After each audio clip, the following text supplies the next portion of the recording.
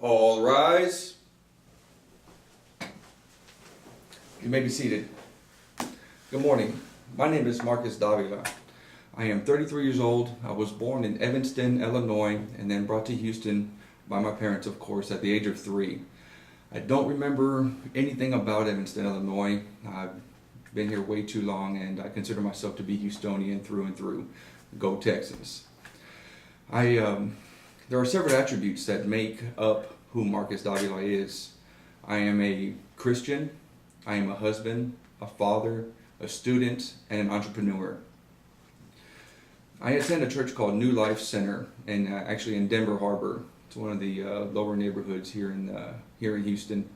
Very beautiful church, very well maintained and taken care of. And I've gotten to know a lot of people there and become very good friends with a lot of them. I am what you call a born-again Christian.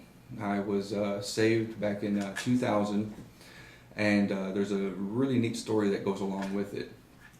Up until the age of about 7, I was raised as a Catholic, somewhat a non-practicing Catholic.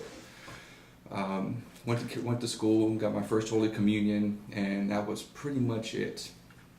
Really didn't go to church much after that. I can actually count on one hand how many times I've been to church since. I'll tell you this story. And it's mostly because I was being asked to go to church, so I went once or twice and really didn't care for it, so didn't continue going. At the age of 17, my senior year in high school, I was introduced by a mutual friend to my now wife, Sally. And she was an apostolic.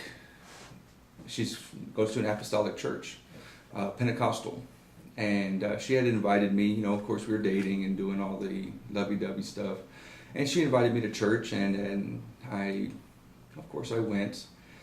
And the very first time I went, I was really turned off to it, because if you know anything about apostolic Pentecostals, it's a lot of the hallelujah, loudness, and crazy, and talking in tongues running up and down the aisles, and it really was a experience for me that I really wasn't used to. Of course, going to a Catholic church, which is very much of all the same routine over and over again.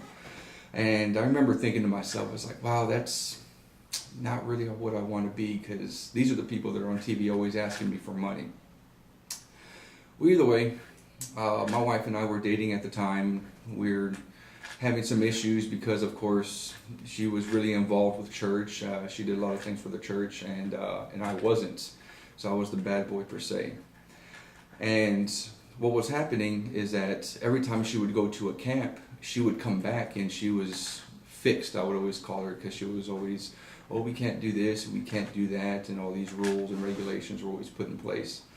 I went several other times to different types of churches with her, and really never found what I was looking for there.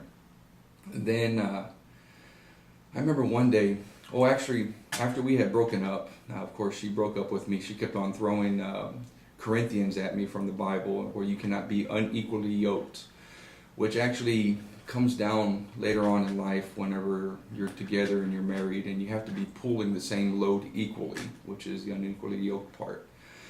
And didn't really fully understand it, but now that things have gotten a little farther into our lives, I do understand more of it now. But after we dated for a year, she broke up with me, and of course I still stayed in contact with her. She had already finished high school at this time. Now she's going to college, and I would still take her out maybe once a week, make sure she had money and food and things like that, gas in her car. And during that time, I did a lot of partying, lots of drinking, lots of drugs, lots of stuff that you do when you're out there trying to find yourself. And what happens to a lot of people, when you're out there trying to find yourself, you end up losing yourself. And before that happened to me, I actually had an awakening, and I remember this so vividly in my life. I remember sitting in one of my best friend's apartments, we were playing dominoes or poker, just kind of hanging out, and it's 3, 4 in the morning, drugs and alcohol everywhere, and I actually had a moment of awakening, a moment of soberness. I playing dominoes. I leaned back in my chair and looked around the room and realized that what am I doing here? I'm spending all my time, spending all my money, so I can look like this. And of course, everybody in the room, it being 3 or 4 in the morning, you're drinking, everybody has their head kind of hung over, very slow, very non-movement. It wasn't like a super party atmosphere. It was a real kind of a down, calm kind of situation. And I look back at that situation, or at the time I looked at my life and said, wow, what am I doing? Spending all my time, spending all my money. What am I doing? And I didn't get fixed immediately. It wasn't a miraculous thing or anything. It still took some time, but that actually helped to dig into my brain and continued on. Well, I started attending church. My wife my girlfriend at the time was still always, oh, come with me to church, come with me to church. So I was like, well, let me go give this a shot, see what you guys are actually doing here. I went for several months, every other Sunday or something like that, because some Sundays I partied so much the night before, of course, I couldn't get up. And went there, and eventually I started things were happening in my life. I didn't want to smoke cigarettes anymore. Didn't want to go out on a Thursday night anymore. There was a lot of different things that were happening, and I didn't fully understand it at the time, but it continued to get better in my life. And then one day I remember we were praying, and I remember a preacher named Ruben Rivera was preaching, and of course after he's preaching, the pastor gets up there and pastor says, if anybody wants to give their life over to the Lord and get baptized in his name. And of course we're sitting there at our pews and have my hands up, and I'm praying, and I'm actually reaching out to God with my heart. And I remember kind of peeking because I didn't want to be the only one to walk up to the front, because it's kind of you're doing it in front of everybody. And I remember I peeked and nobody was moving, so I said, okay, not this Sunday. And I closed my eyes, and next thing I know, my feet are, I open my eyes and I can see my feet, and I'm walking down the aisle, walking up towards to the altar. And that day I gave my life over to the Lord, and they talked to me and did all that good stuff. But either way, and that was probably the best thing that could happen to me in my life, next to being married to my wife now. My wife and I are an interesting story also. Of course, like I said, we met my senior year. She was a junior at the time by a mutual friend. And what was really neat was that, of course, I played football and wrestled and things like that. So I had a Letterman jacket. Her entire senior year, she wore my Letterman jacket around. And which was really nice, because she's a beautiful girl and she had a lot of people after her, and without me being there to kind of put my grips on her and keep everybody away, her wearing my Letterman jacket kind of let people know, hey, this guy's not here, but she's wearing his jacket, kind of thing. We dated for 7 years before we got married, and a lot of that was because time of conversion and all that other good stuff. And we actually we were together for a year, we split up for a year, then after that we still consider the beginning to the end 7 years of total. But I actually asked her to marry me two times before the third time. And I asked her 2 times. The first time she really didn't take me seriously, and of course me being young and dumb and thinking with hormones, I guess, instead of other things, I wasn't really prepared for all of that. And she kind of looked at me and said, "Are you serious?" And it was funny because I was, but then I had to pretend like I wasn't. I asked her another time before I actually went to church and got converted, and she turned me down. And I finally told her, I said, "Look, I will never ask you to marry me again. And so next time you have to ask me."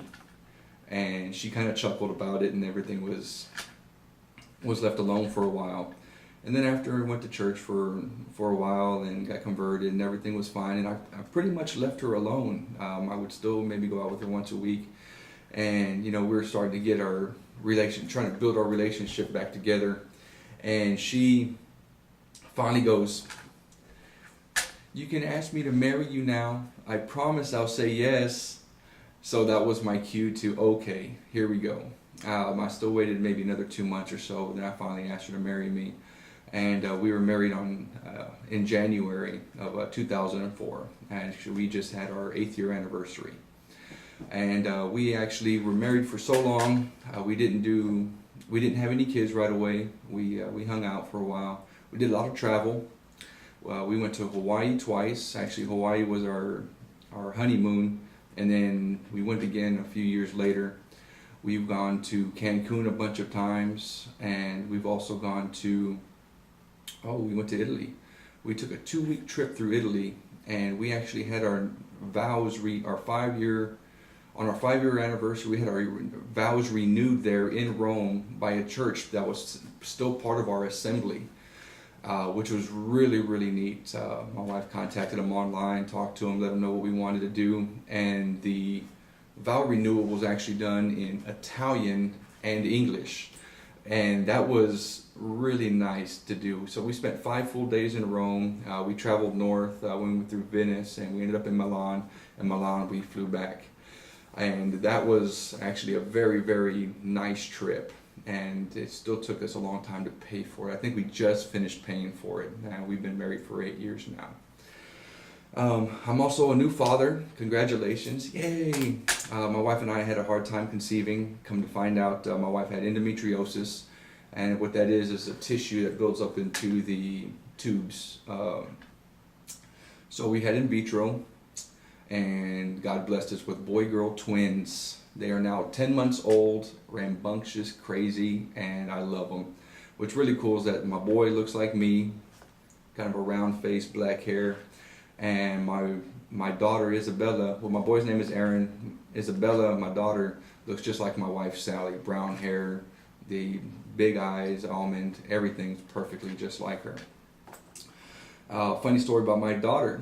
We had them both in their little tub. They were taking a bath, and she pooped in the tub. So we're trying to hurry up and get everybody out and clean them up. At the same time, the water's mixing up, and a piece of corn floats to the top. Of course, she had corn, and corn doesn't digest very well. And she was trying to pick the corn out of the water. Either way, I'm a student, as you know. I've already got my associates, and I was going to U of H for my business degree. Decided to go back for my in my bachelor's, and had to take some time off for the kids and all that, and decided to go for nursing instead. Business is really not the place it's going to be. Medical field is going to be the way it goes from now on. And I'm also an entrepreneur. I own MAD Commercial Flooring. I am a flooring vendor. I sell commercial carpets. I sell residential carpets. I try to do mostly selling of the materials, but sometimes I get caught up in doing installations and all the other things that go along with it also, but I contract that out, and actually keep things nice and easy for me. Keeps my books clean, and I don't have to go out to job sites, especially with me going to school full time now. I also have some hobbies that I really don't have time for anymore. I like to fish, I like to hunt.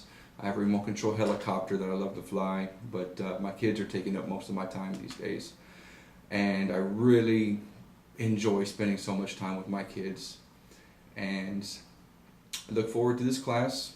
I'm having a good time doing this video. It's the first time I put a short story of life on a video, which is interesting. So look forward to this class. Thank you very much. My name is Marcus Davila, and you're excused.